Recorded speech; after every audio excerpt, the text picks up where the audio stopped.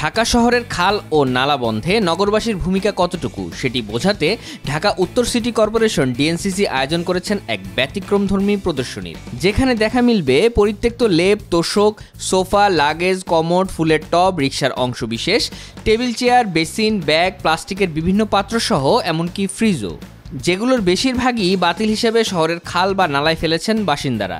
কিছু আবার নিজেদের বাড়ির ছাদে স্তূপ করে রাখা ছিল। আমরা উদ্ধার করেছি অনেক, আমাকে দেখলাম সাংবাদিকরা অনেক ভাই সুন্দর নাম দিয়েছে ডানা কাটা পরি একটা, এখানে বড় একটা মূর্তি কিন্তু আমরা পেয়েছি।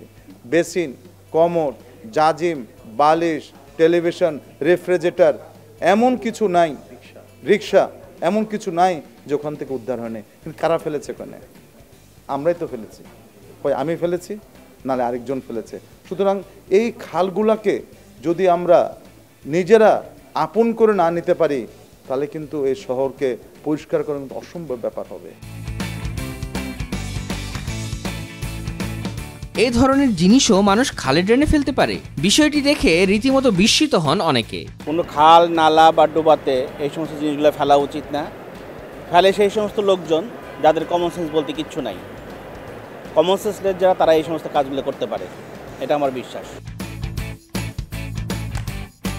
মূলত এসব জিনিসের কারণেই জলাবদ্ধতা, ডেঙ্গুর বিস্তার সহ নানা সমস্যায় পড়তে হচ্ছে মানুষকে। তাই এগুলো বন্ধে কঠোর ব্যবস্থা নেওয়া হবে বলে জানান ঢাকা উত্তরের মেয়র। আমি যদি দেখতে পারি তাকে তার জরিমানা হবে, সে থানায় যাবে, জেলে যাবে। কিন্তু খালে তখন তো ফেলে না, ওরা রাতের অন্ধকারে ফেলে দেয়। চুরি যেরকম করে মানুষ করে সেরকম করে চুরি করে মানুষ ময়লা ফেলে দিচ্ছে। এটা তো দেখা যায় না। তো চোরজন ধরা পড়বে, অবশ্যই তার সেই ধরনের পানিশমেন্টও কিন্তু হবে।